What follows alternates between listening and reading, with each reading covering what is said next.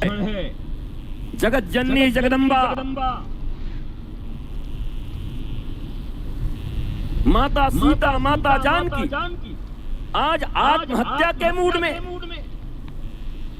लोगों को बड़ा डर लगता है सब कहने और सुनने में। कई लोगों को सीता जी के साथ आत्महत्या जोड़ना ठीक रहेगा गुरुजी। और एक कमाल करते हो, 21वीं शताब्दी के लोग हो, मीडिया का युग है। आज यही कंडीशन अगर किसी की हो तो मीडिया क्या कहेगा, तुम क्या कहोगे?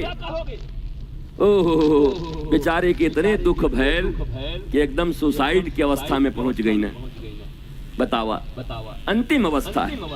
माता जानकी कह रही है, अरे ऊपर से अंगारे टपकाओ, अब मुझसे ये दुख ये विरह नहीं झेला जाता, मुझे मृत्यु को उपलब्ध होना है, मरना है मुझे। डिप्रेशन की कितनी क्या इससे ऊपर कोई अवस्था हो सकती है डिप्रेशन की, जब आदमी अपने आप को समाप्त करने के लिए सोचे?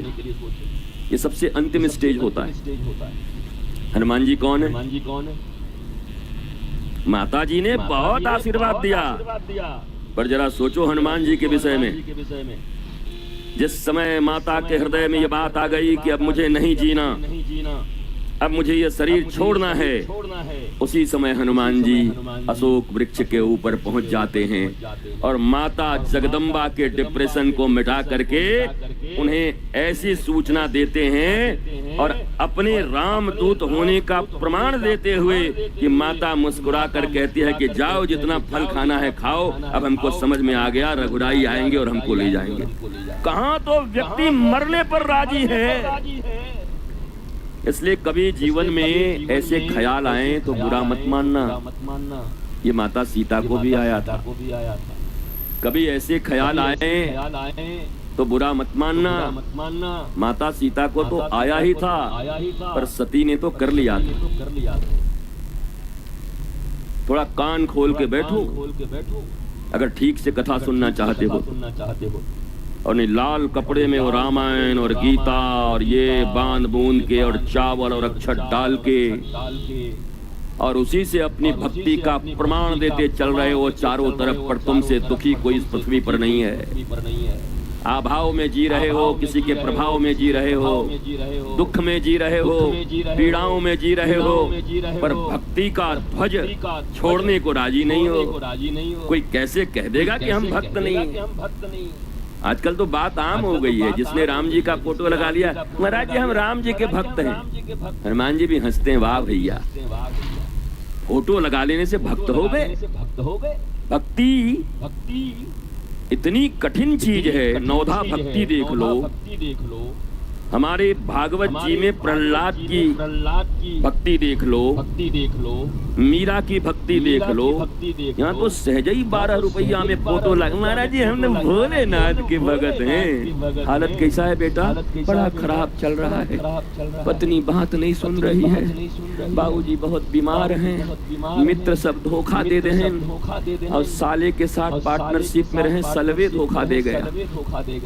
वाह भैया भगत जी, आपका जगत ठीक ठाक नहीं चल रहा है। भक्ति शब्द का इतना मजाक, ज्ञान शब्द का इतना अवमूल्यन, धर्म कथा अनुष्ठान गुरु इन सब का अवमूल्यन।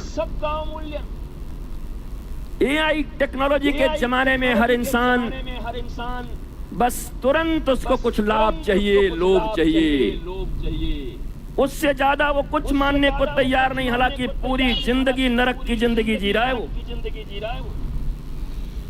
चाहिए तो तुरंत, पर उसके लाख प्रयत्न के बाद भी उसके नारकीय जीवन में कोई परिवर्तन नहीं आ रहा।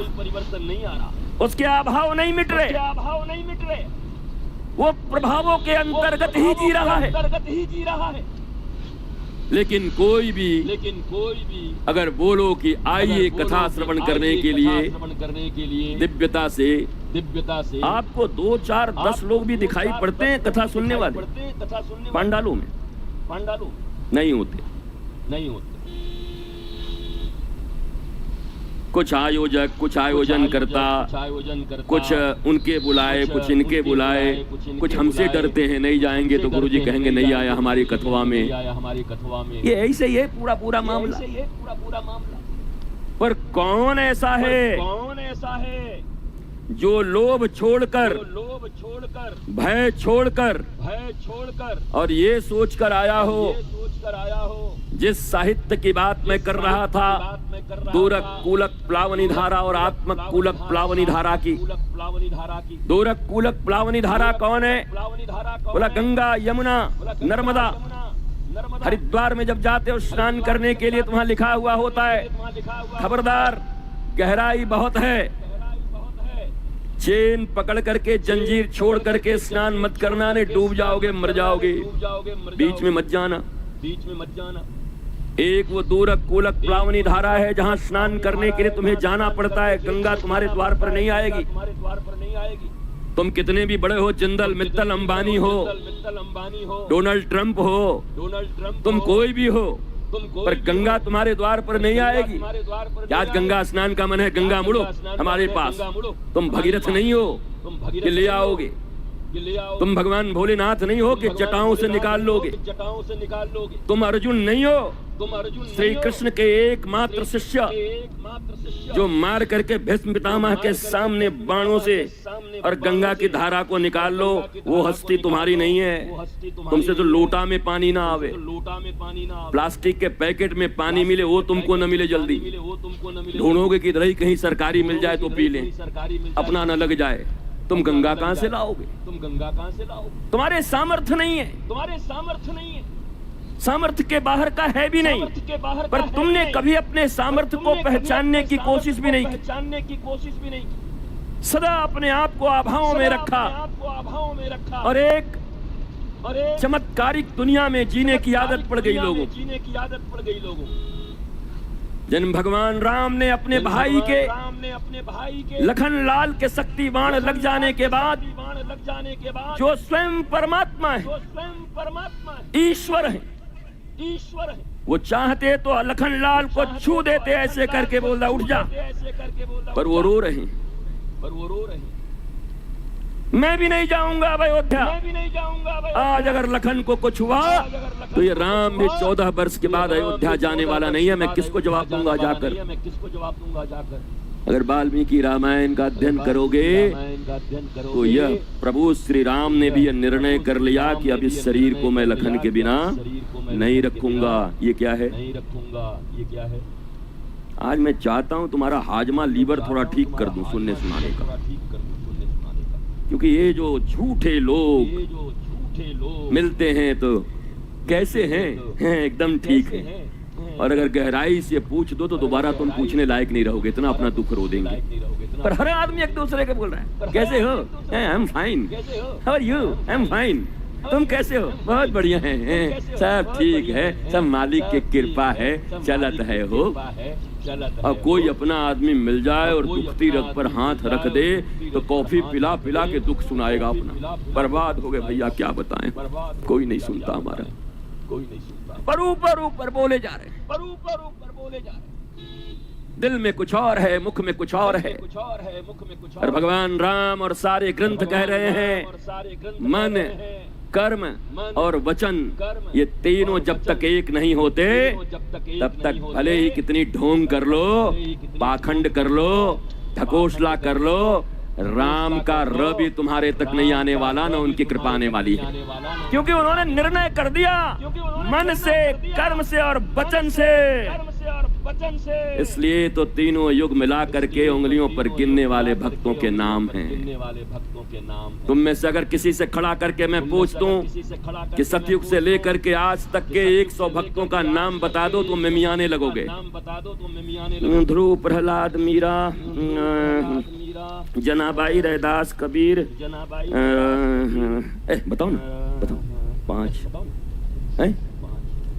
कोई 8, कोई 10, कोई 12, कोई 17, उसके बाद गिनती भूल जाओगे।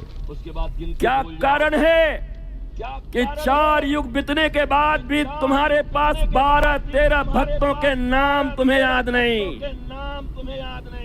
क्योंकि भक्त हुए ही नहीं। क्योंकि भक्त हुए ही नहीं। ये सूरमा लोगों का काम है। सूरमा लोगों का काम है। कायर, क्रूर कायर और कपटी कभी भक्ति नहीं कर सकते। कभी भक्ति ध्यान नहीं से कर सुनो। सकते। कायर, सुनो। क्रूर कायर और कपटी कभी और भक्ति नहीं कर कपटी सकते। कभी भक्ति पूजाएं नहीं कर सकते हो, पूजाएं कर सकते अनुष्ठान कर सकते हो, हो। अनुष्ठान कर सकते मंदिर हो। जा सकते हो, मंदिर जा सकते पूजा का हो। सामान खरीद के चढ़ा का सकते सामान हो। खरीद के चढ़ा सकते हो। ये करने में ये कोई करने रोक में नहीं, पर इससे भक्ति नहीं होगी। पर इससे भक्ति नहीं होगी। इससे रघुनाथ रीझेंगे नहीं। इससे रघुनाथ रीझेंगे नहीं। राम ही केवल केवल प्रेम प्यारा, अजान ले हूँ जो जाननी हारा।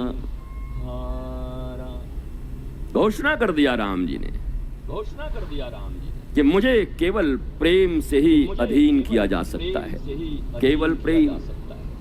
केवल प्रेम। और वो तो तुम्हारे पास है ही नहीं, एक नंबर के दरिद्र हो। पास है ही नहीं, एक नंबर के दरिद्र हो। तुम तो दुनिया वालों से प्रेम ढूंढ रहे हो। तुम तो दुनिया वालों से प्रेम मोबाइल में दिल पे दिल भेज के और प्रेम ढूंढ रहे हो। I love you, you love me ना, पूछता है ऊपर से यू लव मी ना, वो भी लिख देता है यस आई लव यू। वो भी लिख देता है यस। दोनों को पता है यहाँ कुछ लब होब नहीं है, खाली लक्स और डब है, कुछ नहीं है यहाँ। कौन सा लब? कुछ नहीं है। लब की परिभाषा नहीं जानते, प्रेम की परिभाषा नहीं जानते। प्रेम की परिभाषा नहीं गोपियों से पूछो, नारद जी कहते हैं गोपियां हैं प्रेम की ध्वजा। गोपियां हैं प्रेम की ध्वजा। यथा ब्रज गोपिका नाम, व्यास जी लिख रहे हैं यथा ब्रज गोपिका नाम। बोला प्रेम या भक्ति की परिभाषा अगर जाननी हो तो जैसे वाल्मीकि में लिखा हुआ है रामो विग्रहवान धर्म, अगर राम जी चले जा रहे हैं तो धर्म फिर मत पूछना कि धर्म किसको कहते हैं, वो जो चले जा रहे हैं वही धर्म है। उनका चलना, उनका उठना, उनका बैठना, उनका बोलना, उनका सोना, उनका खाना, वही धर्म है, चलते फिरते धर्म। वैसे ही व्यास जी ने कहा अगर कोई पूछे भक्ति क्या है, बोला यथा ब्रज गोपिका नाम, चलती फिरती गोपियां ही भक्ति हैं। अगर भक्ति नहीं समझ आता तो केवल गोपी को देख लो तो समझ जाओगे भक्ति किसको कहते हैं। और बताओ उस भक्ति में हम कहाँ टिकते? उस भक्ति में हम कहाँ टिकते?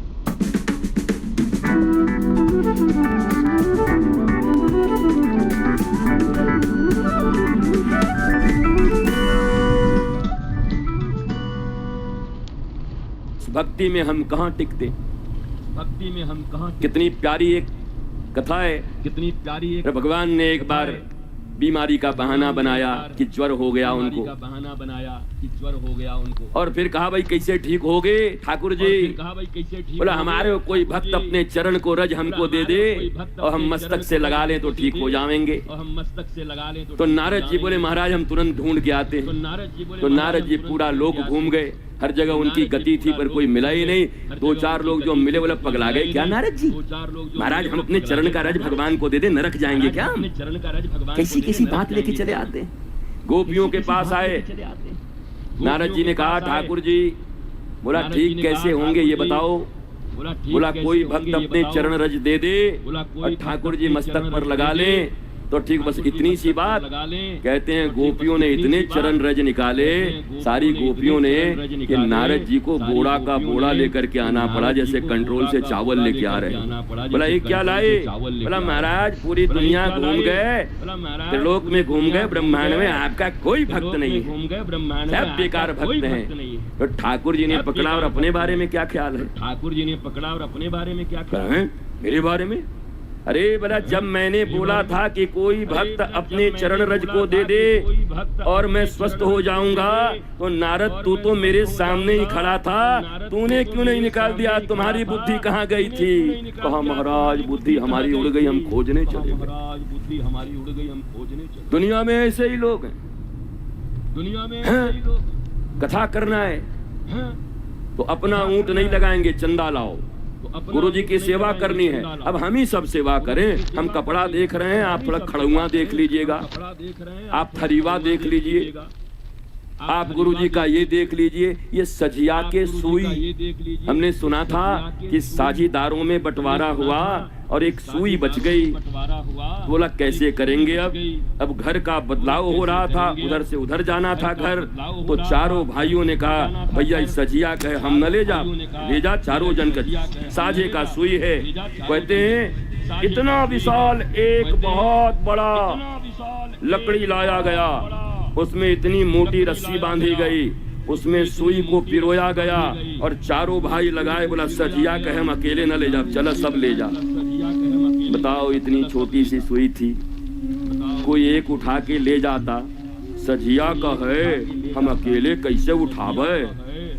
गुरु भक्ति भी ऐसे ही लोग, साझेदारी की भक्ति कर रहे हैं। हमारी ड्यूटी है क्या, हम ही करेंगे क्या। पर आरुणि ने ऐसा नहीं पूछा। आरुणि को जब मौका मिला अपने गुरु की सेवा करने की, तब आरुणि